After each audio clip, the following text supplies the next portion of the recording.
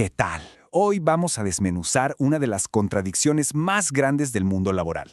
Piénsenlo, las empresas nos piden a gritos que seamos creativos, que innovemos, pero a la hora de la hora, en el día a día, ¿qué es lo que premian? La pura ejecución, seguir las reglas. Es una paradoja que le pone un freno de mano a cualquier avance de verdad. Y para empezar, quiero que vean esta frase. Es de una educadora y es bastante fuerte. Suena duro, ¿no? Pero créanme, esta idea tan provocadora es justo la clave para entender por qué muchísimos equipos de trabajo que de verdad están llenos de gente talentosísima, nomás no logran innovar. Resulta que esa frustración que se vive en un salón de clases es un espejo, un reflejo perfecto de lo que pasa donde se supone que se crea el valor en las empresas, en lo que se conoce como el Gemba. Es ahí, en la operación diaria, donde esta contradicción se vive a flor de piel. Muy bien, aquí es donde vamos a entrarle al corazón del problema. Vamos a diagnosticar este conflicto que ocurre todos los días en el Gemba, justo en ese punto donde las buenas intenciones de la dirección chocan de frente con la realidad del día a día. Y esto lo ilustra a la perfección. Por un lado, se nos fomenta el hacer, que significa seguir el manual, cumplir las métricas, no salirse del caminito. Es una cultura de ejecución casi a ciegas. Pero al mismo tiempo, se nos pide crear. O sea, encontrar soluciones nuevas, mejorar los procesos. ¿Ya se ve la incoherencia? Y bueno, el puente entre el hacer y el crear es, obviamente, el pensar.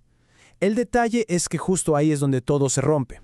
Se espera que pasemos de la ejecución a la creación como por arte de magia, sin darnos ni el espacio ni el permiso para la parte más importante, el pensamiento crítico. ¿Les suenan familiares? Frases como estas son, digamos, los asesinos silenciosos de la innovación. Son barreras culturales que apagan cualquier intento de pensamiento crítico. Y es que es imposible crear algo nuevo si de entrada no podemos ni cuestionar cómo se hacen las cosas hoy. Para entender de dónde viene este problema, vamos a apoyarnos en el filósofo Paulo Freire. Fíjense que su trabajo nos da una perspectiva increíble para diagnosticar por qué, en el fondo, se nos prohíbe pensar en el trabajo. Freire lo llamó educación bancaria. En un salón de clases, es el maestro que solo dicta y el alumno que solo memoriza. Y en la oficina es el líder que se convierte en un banquero, alguien que deposita la verdad de la empresa en su equipo, esperando que nadie la cuestione, que solo la ejecute.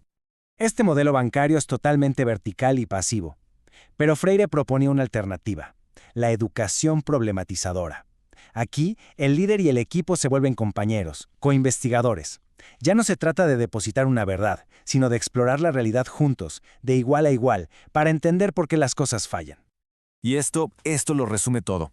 El objetivo final no es tener la razón, sino construir una mejor solución a través del diálogo.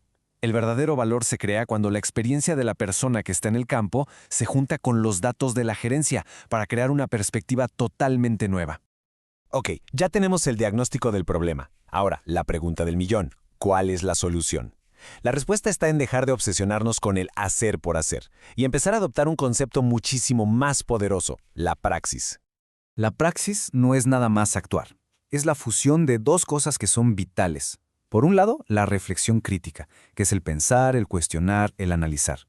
Y por el otro, la acción consciente, que es el hacer, sí, pero un hacer que ya viene informado por esa reflexión. No es moverse por moverse, es actuar con una intención clara. Y con esto volvemos al problema central.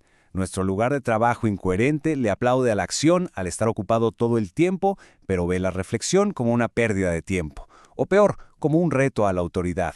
Y al hacer eso, se rompe el vínculo esencial de la praxis, y con él se va por la borda cualquier posibilidad de innovar de verdad. Entonces, ¿cómo le hacemos para implementar la praxis? Afortunadamente, no es tan complicado. Hay un camino bastante claro. Vamos a revisar 3 pasos muy concretos para transformar un ambiente de pura ejecución en un laboratorio de creación real. Primero, la reflexión crítica. El líder tiene que dejar de dar órdenes y empezar a hacer preguntas. Segundo, el diálogo horizontal. Se trata de crear un espacio seguro, con confianza, para que la mejor idea gane sin importar de quién venga.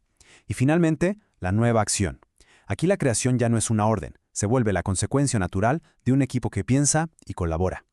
Y todo esto nos lleva a una conclusión que es inevitable. Para que la praxis funcione, se necesita reinventar por completo la idea que tenemos de lo que es un líder. El primer paso es una renuncia. El líder debe dejar ir ese rol de ser el único que tiene la verdad, de ser el banquero que deposita conocimiento y a cambio espera obediencia ciega. Y en lugar de eso, tiene que adoptar un papel mucho más poderoso, el de ser un facilitador. Alguien que no da las respuestas, sino que ayuda al equipo a desarrollar su propia conciencia crítica, a que vean los problemas por sí mismos y a que se sientan dueños de las soluciones. Y para cerrar, quiero dejar esta idea en el aire. En un mundo obsesionado con los resultados y los indicadores, ¿qué pasaría si empezáramos a medir el éxito de una forma completamente diferente? ¿Qué cambiaría si el indicador más importante no fuera la velocidad de la ejecución, sino la profundidad y la valentía de las preguntas que nos atrevemos a hacer? Ahí se los dejo de tarea.